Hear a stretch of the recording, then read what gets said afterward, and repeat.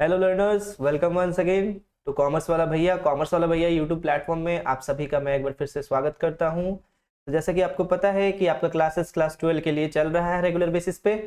और अभी फिलहाल हम लोग जो बेसिक टर्म्स थी उनके बारे में डिस्कशन कर रहे थे। तो पिछले क्लासेस में कुछ बेसिक टर्म्स जो सेकंड चैप्टर की थी आपकी अकाउंट्स की, उसकी कंप्लीट हो चुकी थी और कुछ कुछ बची हुई थी। आज उनको डील करने के बाद हम लोग अगले चैप्टर में, अगर आज ही हो जाए तो ठीक है, अदरवाइज फिर नेक्स्ट लेक्चर में आपको वो देखने को मिलेगी। तो बताइए कैसे आप सब लोग अच्छे हैं? चलिए तो फिर से आज एक बार इस सेशन को स्टार्ट करते हैं और स्टार्ट करने के साथ आगे बढ़ते हैं। जैसे कि बहुत सारे बच्चों का मेरे पे पर्सनली मैसेजेस था कि सर प्रैक्टिकल क्वेश्चंस कब लेकर के आएंगे आप। तो उनको मैं बता दूं कि प्रैक्टिकल क्वेश्चंस बच्चे जब थ्योरी हम लोग पढ़ लेंगे उसके बाद लेकर के आएंगे। जैसे कि आप लोग करते क्या हो ना कि आप मैथ्स पढ़ के आए हो, ठीक है, तो आप मैथ्स पढ़ के आए हो तो आपके मन में ये फील होता है कि अकाउंट्स भी तो मैथ्स ही है। लेकिन अकाउंट्स मैथ्स नहीं है बच्चे, मैं आपको बता दूं। अकाउंट्स में प्रैक्टिकल क्वेश्चंस जरूर होते हैं लेकिन वो थ्योरेटिकली बेस्ड होते हैं। थ्योरेटिकली बेस्ड होते हैं दैट मीन्स कि आप थ्योरी से जो भी क्वेश्चंस आप बनाओगे, जैसे कि आप मैथ्स में बनाते थे, अलग अलग तरह के फॉर्मूले हुआ करते थे। देखो इसमें भी कुछ कुछ चैप्टर्स ऐसे होंगे जो फॉर्मूला बेस्ड होंगे, ठीक है। जैसे कि डेप्रिसिएशन में जब आप डेप्रिसिएशन फाइंड कर रहे हो तो वो फॉर्मूला बेस्ड होगा। लेकिन अगर आप दो मेथड उसमें पढ़ते हो, अगर वो मेथड के बारे में अगर आपको जानकारी नहीं होगी तो फिर वहां पे आप क्या होगा कि आप वहां पे अपना लॉजिक नहीं लगा पाओगे। और जब लॉजिक नहीं लगा पाओगे तो विदाउट लॉजिक आप सॉल्व नहीं कर पाओगे। तो बोलोगे आप सर मैथ्स में भी तो लॉजिक लगाते थे, विदाउट लॉजिक तो कोई काम होता नहीं। बहुत सही बात है, बट उसमें क्या था, एक फॉर्मूला था, उससे आप अलग अलग डिराइव करके अलग अलग फॉर्मूला यूज कर लेते थे। बट यहाँ पे क्या है ना कि मेनली देखिए आपको कॉमर्स में मेनली ये देखो, अभी आप जैसे कि जूनियर सेक्शन में हो तो अभी आपको पता नहीं है कि थ्योरी का क्या इंपॉर्टेंस होता है, ठीक है। लेकिन ये थ्योरी फिर आप जब बड़े हो जाओगे, थोड़े से बड़े हो जाओगे इन द सेंस कि बड़े तो आप अभी भी हो गए हो, मतलब कि जब आप ग्रेजुएशन में जाओगे तो ग्रेजुएशन में एक छोटा सा कहानी बताता हूँ। जब मैं ग्रेजुएशन में गया था ना तो मेरे जो सर थे उन्होंने कहा कि 5 क्वेश्चंस आता था एंड सेम में, मिड सेम में तो दोनों का दोनों मैथ्स बना दिया, चलो ठीक है। प्रैक्टिकल क्वेश्चंस देखो मेरे मुंह से भी मैथ्स निकल रहा है, दोनों का दोनों प्रैक्टिकल क्वेश्चंस बना दिया, चलो ठीक है। लेकिन एंड सेम में क्या होता था कि मेरा आदत था क्या, थ्योरी पढ़ना ही नहीं है। तो सर देखे देखे देखे, क्योंकि हम लोग मैथमेटिकल वे में करते क्या है कि क्वेश्चंस को इतने बार रिपीट कर लेते हैं, क्वेश्चंस हमें याद हो जाता है, थोड़ा बहुत चेंजेस होता है तो बना लेते हैं। लेकिन अकाउंट्स में हम ऐसा देखे है ना कि जो आप नहीं पढ़े हो वो चीज आ जाएगा। तो सर इसको कैसे रिकवर करें, इसके लिए थ्योरी है। और वो सर हमको एक तरीका बताए थे ग्रेजुएशन का। जब आप लोग बीकॉम में अभी जाओगे या कुछ बच्चे भी बीकॉम में होंगे, वो ऑब्जर्व करते होंगे, अभी बीकॉम का भी इसमें क्लास आएगा, 12th का भी आएगा। तो जब बीकॉम में ऑब्जर्व ये कर रहे थे हम कि हम तो सारा मैथ प्रैक्टिकल क्वेश्चंस बना के आ रहे थे। तो मेरे सर ने कहा कि तुम क्वेश्चंस के साथ कैसे डील करते हो। हम बोले सर प्रैक्टिकल ही होता है, थ्योरी हमको बहुत प्रॉब्लम होता है। बोले क्योंकि थ्योरी तुम पढ़ते नहीं हो। बोले हाँ सर। क्यों पढ़े, मैथमेटिकल पेपर है तो। नहीं, ये मैथमेटिकल पेपर नहीं है। वो बोले कि स्टैंडर्ड तरीका होता है सूरज करने का। कैसे सर? तो उन्होंने मेरे को बताया कि 5 क्वेश्चंस में 3 क्वेश्चंस जो आपको करना है, आपको ट्राई करना है कि 3 क्वेश्चंस आपका प्रैक्टिकल बने और 2 क्वेश्चंस जो है वो आपका थ्योरी बने। तो ये एक स्टैंडर्ड वे होता है बनाने का। अब आप बोलोगे सर अगर प्रैक्टिकल क्वेश्चंस बनाते हैं तो हमको मार्क्स ज्यादा मिल सकता है, लेकिन थ्योरी क्वेश्चंस बनाते हैं तो मार्क्स कटता है। ऑब्वियस है मार्क्स कटता है, बट थ्योरी क्वेश्चंस में आप सीखते हो और वो सीखना नहीं छोड़ना है। दैट्स वाई अभी हम लोग क्या करें, क्योंकि मेरा ऑफलाइन का मतलब तजुर्बा है। मैं लगभग ऑफलाइन में 4 सालों से तो मैं ये 11-12 को पढ़ा रहा हूँ। और उससे पहले मतलब समझ लो जब मैं 11th में था तब से मैं क्लास 10 तक को पढ़ा रहा हूँ, ठीक है। तो 10th के बच्चे उतने नहीं थे, उसमें मेरे अगल बगल के भाई लोग ही पढ़ लिया करते थे। लेकिन मैं फीस चार्ज करता था, इसलिए चार्ज करता था ताकि उन्हें पढ़ने का मन लगा रहे। तो मेरा एक टीचिंग एक्सपीरियंस है प्लस मेरा खुद का एक्सपीरियंस है। मैं बहुत ज़्यादा आपसे बड़ा नहीं हूँ, तो मैं आपको ये इसलिए बता रहा हूँ क्योंकि बच्चे जनरली अभी भी मेरे मतलब ऑफलाइन जहाँ पे मैं पढ़ाता हूँ, ऑफलाइन में क्या होता है, बच्चे आते हैं, अगर उनको थ्योरी आप पढ़ा दो तो दे विल से कि सर थ्योरी क्यों पढ़ा रहे हो। बट मैं आपको बता दूं थ्योरी का बहुत बड़ा रोल है, इसलिए थ्योरी आपको पढ़ना है। इसके बाद आपका जो पार्ट है अकाउंटिंग इक्वेशन, जो कि पहला प्रैक्टिकल पार्ट मैं लेकर के आऊंगा, उसके बाद फिर जर्नल एंट्री, जर्नल एंट्री के बाद फिर जर्नल एंट्री में भी छोटा छोटा कैलकुलेशंस होगा, जैसे कि ट्रेड डिस्काउंट, कैश डिस्काउंट, ये सारी चीजों के बारे में पढ़ेंगे। ठीक है, चलिए शुरुआत करते हैं आज के सेशन का। थोड़ा भाषण लंबा हो गया, बट ये यूजफुल है और ये फ्रूटफुल तभी साबित होगा जब आप इसको मानोगे, अदरवाइज जो करना है कर सकते हो, मेरा तो काम था बताने का। चलो, हम लोग उस दिन अकाउंटिंग का बेसिक टर्म्स को पढ़ रहे थे, उसी को आज आगे बढ़ाते हुए चलते हैं और आज इसको कंक्लूड करने का कोशिश करते हैं। आई थिंक स्टॉक उस दिन हम लोग डील किए थे, बट एक बार फिर से कर लेते हैं। स्टॉक क्या था? Stock inventory a current asset. Current asset मतलब विद इन अ ईयर, ठीक है, मतलब जो शॉर्ट टाइम के लिए हो, विद इन अ ईयर के लिए, held by an enterprises for the purpose of sale in ordinary course of business for the purpose of using it production of the goods meant for sale. जैसे कि कभी आप raw material purchase किए, raw material purchase करने के बाद आप क्या होता है कि आप उसको फिनिश्ड गुड में चेंज करते हो, और फिनिश्ड गुड में चेंज करने के बाद जरूरी थोड़ी है कि वो उसी दिन बिक जाए, हो सकता है कि सेम डे बिके, हो सकता है 10 दिन के बाद बिके, हो सकता है 1 महीने के बाद बिके। लेकिन स्टॉक में होता क्या है कि देखो, जरूरी नहीं है कि सेम डे में बिके, तो हमको उसको स्टॉक करके वेयर हाउस में रखना होता है। तो सर, स्टॉक करके रखने को ही वेयर हाउसिंग बोलते हैं क्या? या फिर किसी चीज को इकट्ठा करके थोड़े समय के लिए रखते हैं, फिर उसको जैसे जरूरत होता है वैसे हम लोग उसको क्या करते जाते हैं, सेल करते जाते हैं, क्या उसी को स्टॉक बोलते हैं? बिल्कुल, स्टॉक उसी को बोलते हैं। स्टॉक 2 तरह का दिख रहा होगा यहाँ पे आपका, ओपनिंग स्टॉक और दूसरा आपको दिख रहा होगा क्लोजिंग स्टॉक। ठीक है, ओपनिंग स्टॉक को ही ओपनिंग इन्वेंट्री कहा जाता है और क्लोजिंग स्टॉक को ही क्लोजिंग इन्वेंट्री कहा जाता है। जैसे कि पिछले साल आप कोई चीज का प्रोडक्शन किए होगे, प्रोडक्शन करने के बाद आपका वो सामान बच गया होगा, तो वो उस साल का क्लोजिंग स्टॉक हो गया, और वही अगले साल, क्यों, क्या पिछले साल का जो सामान बचा हुआ है उसको इस साल लाके नहीं बेचोगे क्या? बेचेंगे, तो इस साल का वो क्या हो जाएगा? ओपनिंग हो जाएगा। मतलब क्या सर, जो पिछले साल का क्लोजिंग था वो इस साल का ओपनिंग हो जाएगा, और इस साल का जो क्लोजिंग होगा वो अगले साल का ओपनिंग हो जाएगा। समझ में आया सर? बिल्कुल। चलिए, उसके बाद closing stock, opening stock clear हो गया आपका। अब देखो, स्टॉक और inventory, stock of raw material, work in progress क्या होता है? देखो, स्टॉक के बारे में तो अभी आपको हम थोड़ा थोड़ा बताएं, एक बार हम लोग इसको रीड आउट कर लेते हैं। बेसिक टर्म्स आपको बता चुके हैं, रीड आउट कर लेते हैं, क्लियर हो जाएगा।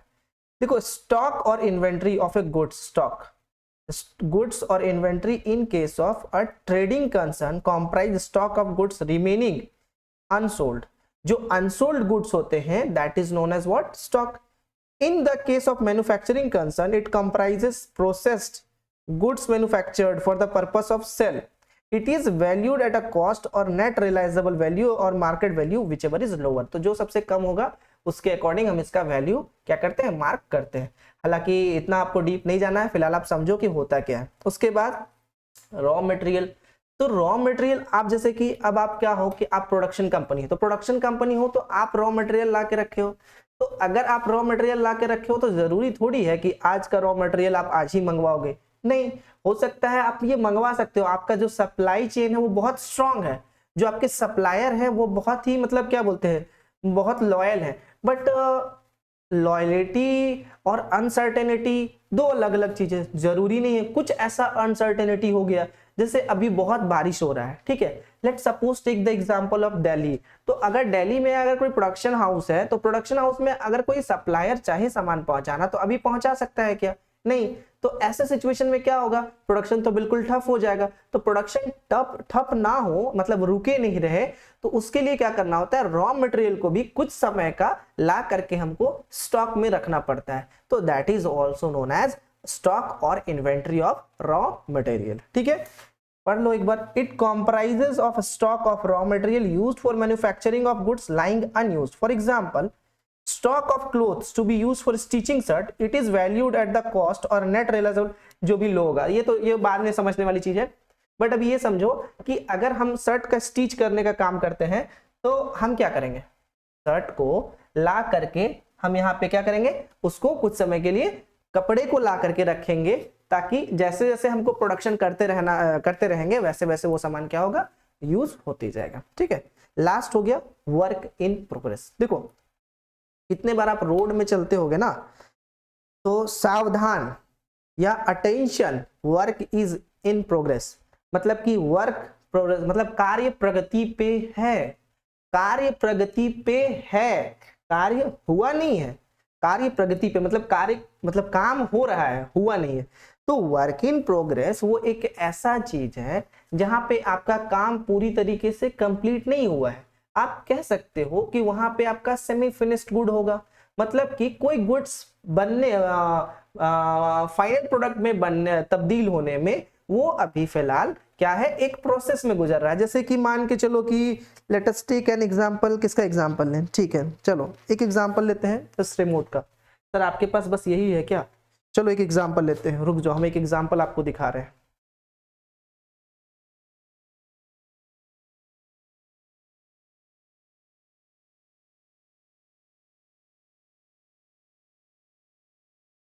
एक सपोज दैट कि इस तरह से पेज है, ठीक है, ये एक पेज है सपोज दैट इस तरह का, ठीक है, और दूसरा इस तरह का डायरी है, ठीक है, ये एक तरह का डायरी है ना। तो समझना ये कि पहले ये पेज बना होगा, फिर ये डायरी बना होगा, क्योंकि इसमें तो असेंबल करना होता होगा तब जाके बनेगा।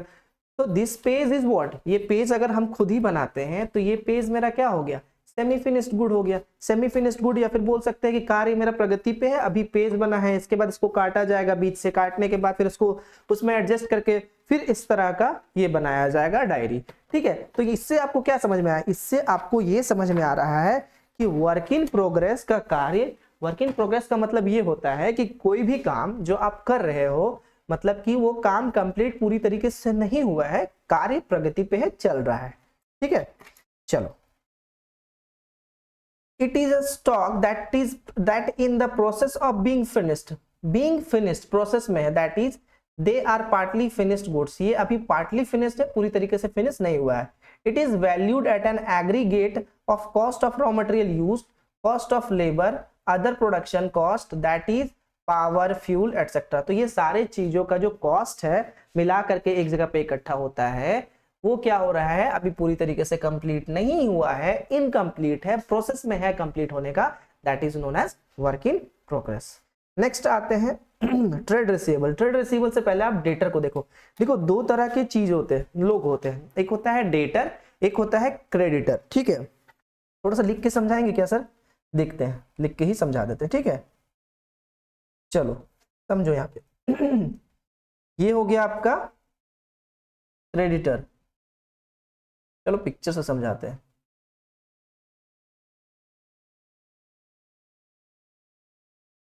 ये हो गया आपका डेटर,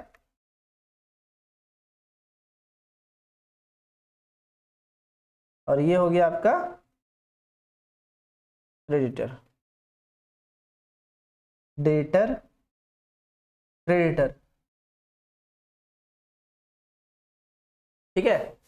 और सपोज यहां पे एक आदमी है, वो मान के चलो वो आप हो, ठीक है। सर मैं रो क्यों रहा हूं, चलो समझ लो। सपोज दैट ये कोई XYZ बंदा है, ठीक है।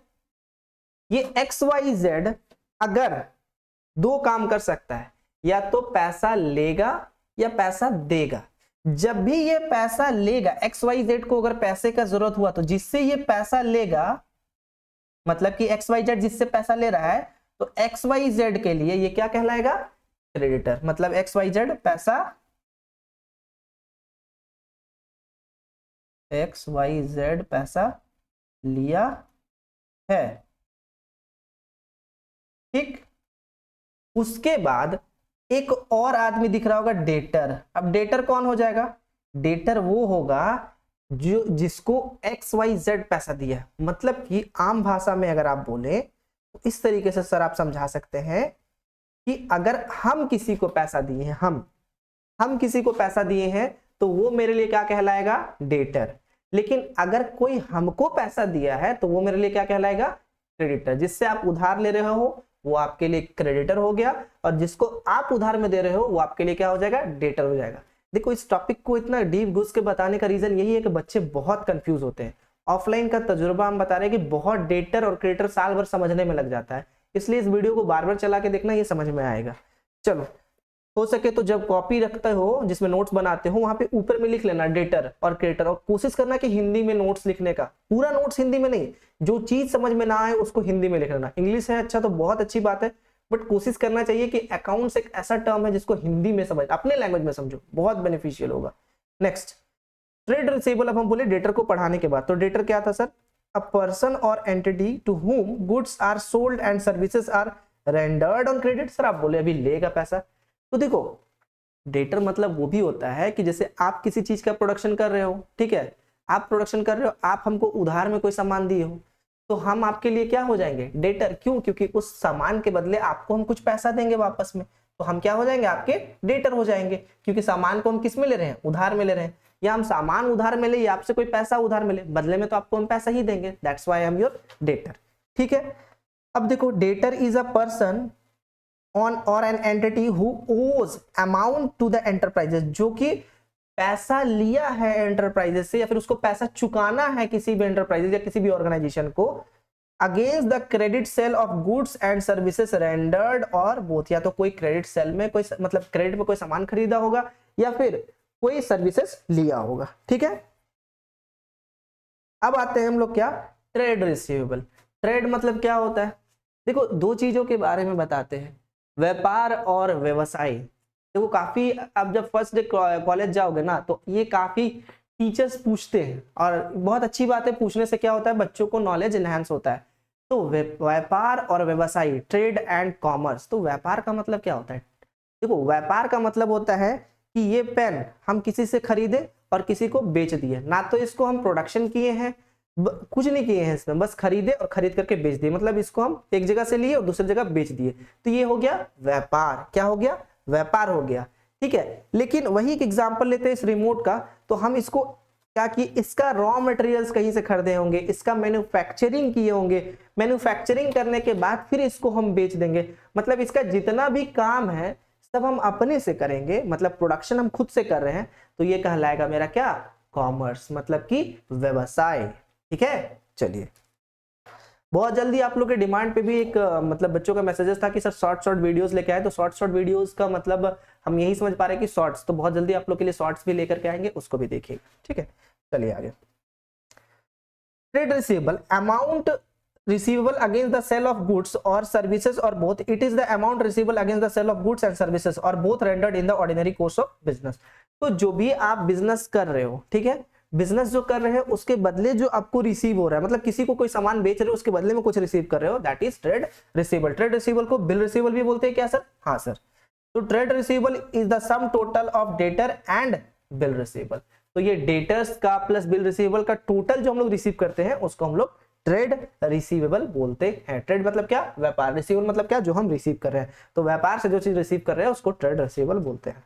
Bill receivable is a kind of the bill receivable is a kind of a bill, जो कि हम लोग क्या करते हैं कि अगर कोई हमसे उधार में सामान खरीद रहा है तो हम उसके फेवर पे एक बिल बना के देते थे। ठीक है, उस बिल का वो एक डेट होता है, 2 महीने 3 महीने, जनरली 3 महीने का होता है। 3 महीने के बाद वो प्रॉमिस करता है कि हाँ आपको हम इतना पैसा वापस कर देंगे। तो एक्सेप्टेंस, हालांकि अभी क्लास 11 से बिल ऑफ एक्सचेंज हटा दिया गया है। Acceptance of bill of exchange receive from a debtor, bill receivable means a bill of exchange accepted by the debtor, the amount of which will be received and specified date. देखो थोड़ा सा नहीं समझ में आया होगा, हम बता रहे हैं। बिल ऑफ एक्सचेंज का ये कॉन्सेप्ट है बिल रिसीवेबल। बिल रिसीवेबल मतलब कि आप अभी, ये एक पेपर है, ठीक है, सपोज दैट कि हम आपसे 100 रुपए का सामान खरीद के लाए, ठीक है, और आप बोले कि पैसा कब दोगे, हम बोले कि अभी मेरे पास पैसा नहीं है, हम पैसा 3 महीने के बाद देंगे। तो आप एक ऐसा बिल बनाए, बिल रिसीवेबल जिसको बोलते हैं, वो बिल आप मेरे नाम पे बनाए, ठीक है, आप मेरे पास वो बिल भेज दिए, हम साइन कर दिए, यहाँ पे साइन करने के बाद बोले कि 3 महीने के बाद, थोड़ा गरीब आदमी है, आपको हम 100 रुपए वापस कर देंगे। तो आप बोले ठीक है, एक स्पेसिफाइड डेट उसमें बता दो, उसी डेट में आपसे हम पैसा मांगेंगे, तो हम उसमें डेट लिख दिए। अब ये बिल हम उसको दे दिए, किसको दे दिए, जिससे हम सामान खरीदे थे। ठीक है, तो वो अब ये बोलेगा इसको क्या, जब हम इसमें साइन कर दिए हैं एक स्पेसिफाइड डेट के साथ, तो अब ये चीज क्या हो जाएगा, ये हो जाएगा आपका बिल रिसीवेबल। ठीक है, क्या इसको बिल ऑफ एक्सचेंज भी बोलते हैं, हाँ जी। आगे ट्रेड रिसीवेबल हो गया था क्या, अच्छा trade payable, sorry amount payable against the purchase of goods, वो सेल ऑफ गुड्स पे था, अब ये परचेज ऑफ गुड्स था। रिसीव जब आप सेल करते हो तब होता है परचेज, पे आप तब करोगे जब आप परचेज करोगे। तो amount payable against the purchase of goods and services और both, it is amount payable for the purchase of the goods and services and both taken in the ordinary course of business. वही चीज का उसका just trade receivable का vice versa है, उल्टा है। ठीक है, क्रेडिटर का कॉन्सेप्ट तो आपको हम बता दिए थे।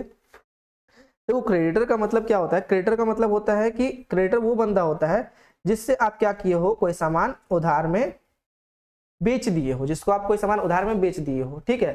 तो सर उल्टा बता दिएगा, हाँ, जिससे हम कोई सामान उधार में खरीद लिए हैं उसको हम क्रेडिटर बोलेंगे। अ पर्सन और entity to whom amount is payable against the purchase of goods और सर्विसेज, मतलब कि किसी से हम कोई सामान या सर्विसेज लिए हैं, उसको अभी हम पे नहीं किए हैं, बाद में पे करेंगे, तो वो मेरा क्या हो जाएगा, क्रेडिटर हो जाएगा। उसके बाद बैड डेब्ट्स नॉट रिकवरेबल, तो बैड डेब्ट्स क्या बोलते हैं, बैड डेब्ट्स उसको बोलते हैं वो अमाउंट जो कि रिकवर नहीं हो सकता, recover. Bad debt, bad debt मतलब क्या होता है, डेट मतलब तो कर्ज होता है, बैड मतलब वो कर्ज जो खराब हो गया, खराब इन द सेंस की मतलब कि ये हो गया है कि अब उसका कोई पैसा वो चुका नहीं पाएगा हमको, तो चुका नहीं पाएगा, तो ऐसा पैसा जो डूब जाता है उसको हम लोग क्या बोलते हैं, बैड डेब्ट्स, ठीक है। वो इंसॉल्वेंट हो गया, वो पैसा चुकाने के लायक नहीं है। तो bad debts is the amount owed to the business that return of because of becoming irrecoverable, it is loss of the business, और ये बिजनेस के लिए क्या होता है, लॉस। क्यों सर, क्योंकि वो तो डेट लिया हमसे लेकिन वो डेट चुका नहीं पाया, तो चुका नहीं पाया तो मेरे लिए क्या हो गया, लॉस हो गया। आ गया बैलेंस शीट। बैलेंस शीट देखो, balance sheet company, balance sheet में जनरली एसेट और लाइबिलिटीज को दिखाते हैं। एसेट्स अगर ज्यादा हो लाइबिलिटीज के कंपैरिजन में तो हम लोग बोल सकते हैं कि कंपनी का मतलब फाइनेंशियल पोजीशन ठीक ठाक है। अब बहुत अच्छा है या बहुत खराब है या नहीं ठीक है, ये हम लोग उस पे कितना डिफरेंसेस, या पिछले साल से कितना इंक्रीज हुआ या पिछले साल से कितना डिक्रीज हुआ, तो इसके बेसिस पे हम लोग ये चीज क्या करते हैं, एजम्पशंस को लगा करके फिर हम लोग मानते हैं। तो सर बैलेंस शीट क्या कंपनी के फाइनेंशियल पोजीशन को भी बताता है? जी हाँ, फाइनेंशियल पोजीशन को इसलिए बताता है, अगर आपका एसेट्स ज्यादा होगा, लाइबिलिटीज आपका कम होगा, एसेट मतलब आपका संपत्ति ज्यादा है, और मतलब कि आपके पास जो मतलब जो भी संपत्ति है वो ज्यादा है, और लाइबिलिटीज मतलब जो चुकाने वाला है वो कम है। तो चुकाने वाला मान के चलो आपको किसी को देना है 10,000 रुपया, और आपका सारा एसेट्स मिला करके आपके पास है कितना, 2 लाख रुपया, तो आपके पास अभी भी 1,90,000 रुपया का एसेट्स होगा। कब? जब आप लाइबिलिटीज को चुका दोगे तब भी। तो ये कंपनी को हम बोल सकते हैं कि ये कंपनी काफी प्रॉफिटेबल कंपनी है, पिछले आने वाले सालों में लगातार इसका परफॉर्मेंस अच्छा रहा है, तो ये कंपनी के फाइनेंशियल पोजीशन को बता रहा है। जी हाँ सर। देखो, a statement of balances of assets and liabilities, it is the statement of the financial position। याद रखना, balance sheet is the statement of the financial position of an individual enterprises at a specified date which exhibit its asset, liabilities, capital reserve and other account balances at their respective book values के साथ वो क्या करता है, उसको बताता है। ठीक है, चलिए सर बुक वैल्यू क्या होता है? Value of asset at an existing in the books of account, this is the amount at which item exists in the book of account, that is cost less depreciation। depreciation को घटाने के बाद जितना उसका value बचता है उसको book value बोलते हैं। ठीक है, बुक वैल्यू के अकॉर्डिंग ही उसका हम लोग प्राइस तय करते हैं, और ये चीज को कहां पढ़ेंगे अच्छे से, डेप्रिसिएशन के चैप्टर पे। नेक्स्ट, बुक्स ऑफ अकाउंट, ये आप लोगों को पता है कि जहां पे हम लोग ट्रांजैक्शंस को रिकॉर्ड करते हैं, रिकॉर्ड करने के बाद फिर हम लोग उसको जर्नल में पोस्ट करते हैं, पोस्ट करने के बाद फिर जैसे जैसे लेजर है वैसे वैसे बनाते जाते हैं, उसको बोलते हैं बुक्स ऑफ अकाउंट, मतलब रिकॉर्ड को, ट्रांजैक्शंस के रिकॉर्ड को रखना। क्रेडिट, क्रेडिट मतलब क्या होता है, उधार, और डेबिट का मतलब क्या होता है, अच्छा, क्रेडिट मतलब उधार और डेबिट मतलब क्या, हाँ, क्रेडिट और डेबिट उधार नहीं, यहाँ डेबिट और क्रेडिट अकाउंट्स का बात कर रहे हैं। ठीक है, याद रखिएगा जब भी आप लेजर बनाइएगा तो आपके लेफ्ट साइड LHS, देखिए ये लेफ्ट साइड आई वाला, ये वाला लेफ्ट साइड वाला, ठीक है, लेफ्ट साइड आपका क्या हो जाएगा, लेफ्ट साइड आपका हो जाएगा डेबिट साइड, और राइट साइड आपका क्या हो जाएगा, क्रेडिट साइड। क्रेडिट और डेबिट मतलब क्या होता है सर, समझिए, जब भी, हालांकि इसमें 3 रूल्स हैं, गोल्डन रूल ऑफ अकाउंटिंग, ठीक है, वो तो हम लोग आगे पढ़ेंगे, लेकिन अभी फिलहाल हम बता रहे हैं डेबिट और क्रेडिट मतलब क्या होता है। सपोज आप एग्जांपल ले लो अपने बैंक अकाउंट का, आप आज के टाइम पे सबसे कॉमन क्या है, मोबाइल से पे करना, तो मोबाइल से पे करते होगे, तो जब भी आप पे करते होगे ना, तो आपके अकाउंट में एक मैसेज, आपके मोबाइल में एक मैसेज आता होगा, your account has been debited with ₹50, मतलब कि आपके अकाउंट से 50 रुपया कट गया है। तो आप पे किए हो तो ऑब्वियसली आपके अकाउंट से कट गया, लेकिन वही जब आपके अकाउंट में कोई पैसा डालता होगा तो लिखता होगा your account has been credited with ₹50 और 100 व्हाटएवर। ठीक है, तो बस डेबिट और क्रेडिट का यही चीज है, डेबिट मतलब लेफ्ट साइड और क्रेडिट मतलब राइट साइड, इतना याद रखिए, बाकी ये भी आगे चलेंगे। डेप्रिसिएशन मतलब क्या होता है, डेप्रिसिएशन उस वैल्यू को बोलते हैं, जैसे कि कोई भी मशीन होता है या कोई भी फिक्स्ड एसेट्स होता है, ठीक है, उसका एक टाइम पीरियड होता है, उसके बाद वो खत्म हो जाता है, स्क्रैप वैल्यू हो जाता है। स्क्रैप वैल्यू मतलब भंगार वाले के पास। तो अगर हम कोई मशीनरी अगर यूज कर रहे हैं, सपोज दैट मशीन यूज कर रहे हैं, तो अगर वो मशीन का लाइफ है 10 साल तक, हम उसको 5 साल के बाद बेच रहे हैं। तो आप एक सपोज दैट एग्जांपल लो, आप जो गाड़ी खरीदते हो वो आप आज खरीद के लाए हो, आप उसको 10 दिन के बाद भी बेचोगे ना तो आपको वो अमाउंट नहीं मिलेगा जिस अमाउंट में आप उसको परचेज किए थे। तो जो अमाउंट जो उसमें घट जाता है ना, वही घटे हुए अमाउंट को डेप्रिसिएशन कहते हैं।